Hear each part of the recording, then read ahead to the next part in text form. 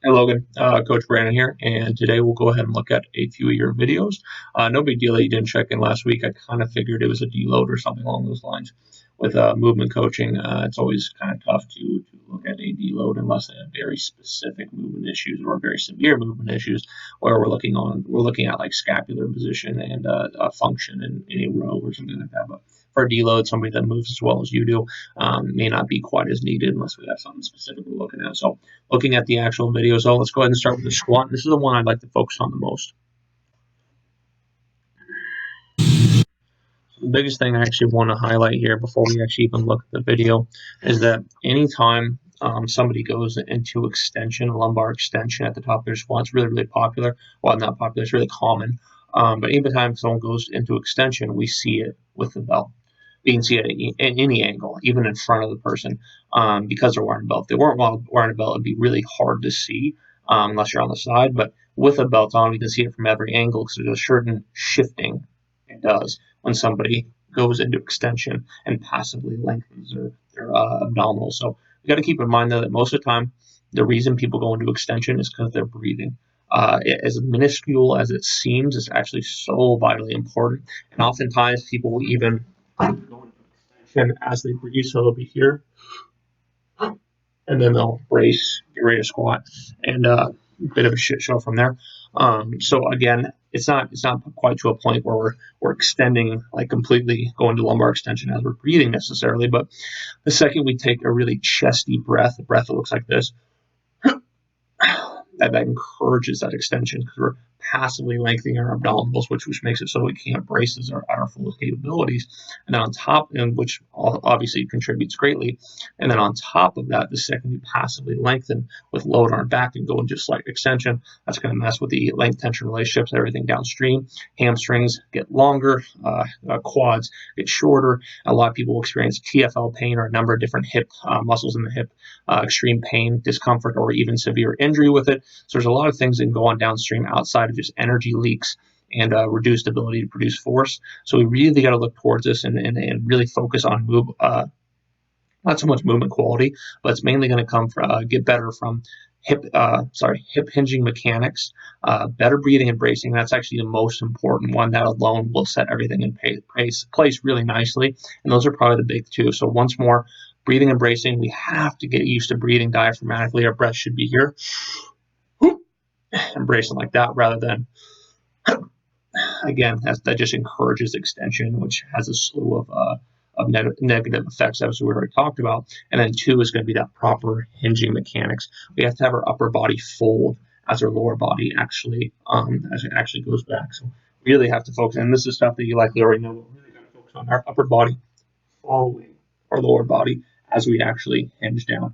If we try to stay too upright with our lower body, that's when the extension takes place. So those are going to be the big two things. I'll send you some good content on that.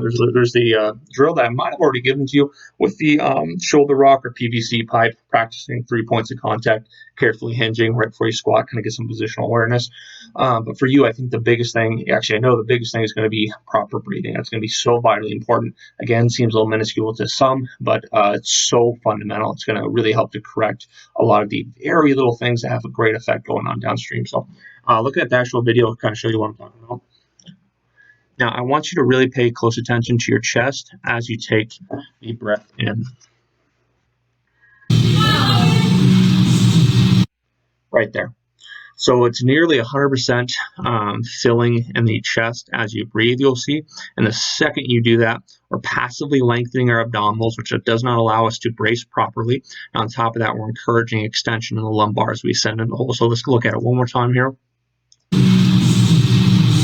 Again, really chesty there, really, really chesty. You even see your belt kind of initiate what it does when it goes into extension. Good. So now you got the muscular component down, though. You've dialed in, or you've squeezed real hard, filled the belt quite a bit. And now from here, you'll see because of a consequence of chest breathing, you'll see the extension takes place and that belt doing that movement that we talked about that shows lumbar extension as we ascend in the hole. Right there.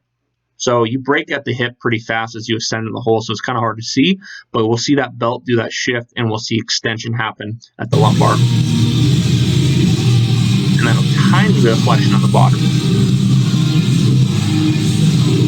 There we go. Come on, one more. Good.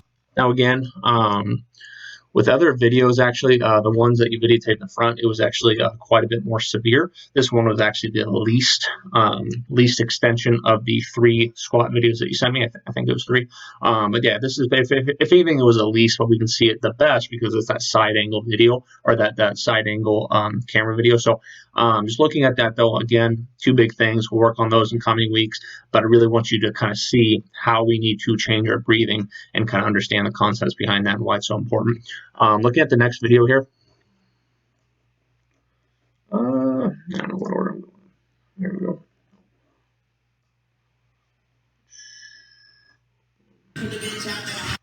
So with sumo, your sumo is looking great, like really, really good.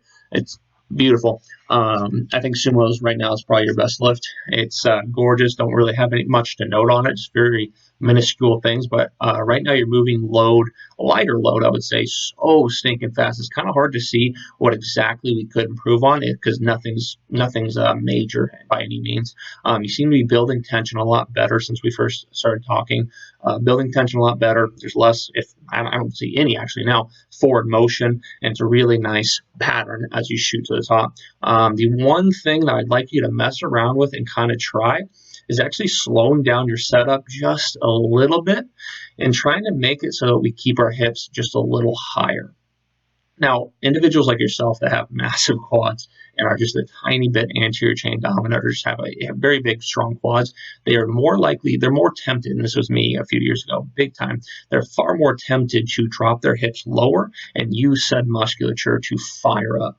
The only issue is you'll see individuals that drop their hips a little too low. You're not a great example of it, but individuals that drop their hips way too low, and even a little bit to an extent as well, you'll notice that they have very much troubles finishing at the top with heavier load once you get to single, double, triples at 90% above.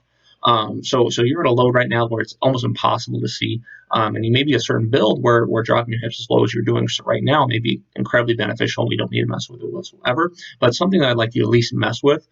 Me personally, I dropped my hips far too low, lower than you are now for a few years, and it didn't have a detrimental effect by any means, but I noticed that, for example, I could do 600 for 5 reps, but couldn't go over 625 because I couldn't lock it at the top. Little things like that, you'll notice you're not able to use your posterior quite as well. You don't kind of anchor everything in place.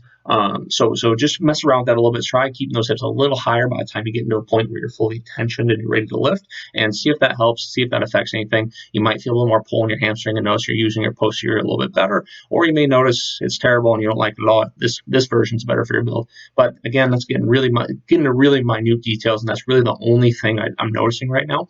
But once we get to heavier loads, and once we see singles, doubles, triples, 85, 90% and above, that's when a lot more issues are going to come out. So when you get to that point, it's going to be really exciting. I'd love to see how that style of deadlift progresses as we get the heavier load. So it's going to be a fun thing to look forward to in the future. Fourth one. So this guy here, there we go. So this is the one I want to look at as well. We can kind of see the belt trick as we go to a little bit of extension at the top. Knees out, knees out.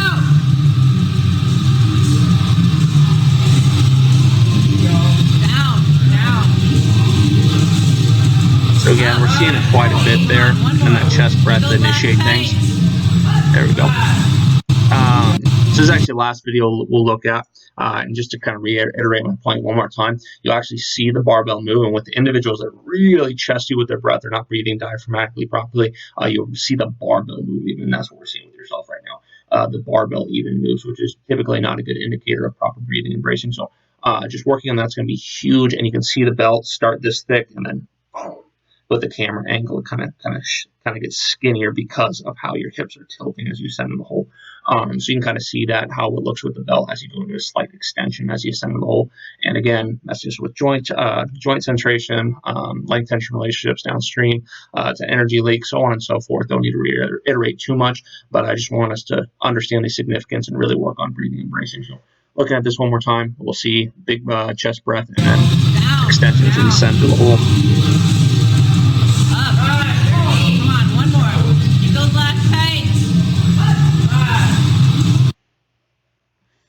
Now, on a a positive note, though, you're looking really fucking strong. Your sumo's coming along extremely well. You're building a lot more tension. Squat's also looking really strong. But I just assume that some of the, like I remember last week, I think it was, or maybe it was a week before, where you said your squat was just feeling really crappy. Well, that week of videos is when I saw the most chest breath and the most extension. So I really think that those are two things, or the biggest thing that's going wrong with your squat. And realistically, they're very small things, but they make a big difference, like I said before. So working on those is going to be incredibly beneficial for you. I'm going to send you some drills on breathing and bracing like you do on a daily basis, and that can be very time consuming. In fact, they'll be sort of relaxing, and I still do them to this day because I found it very beneficial, especially if I get stressed out. But yeah, so go ahead and send those over. Let me know if you have any questions whatsoever.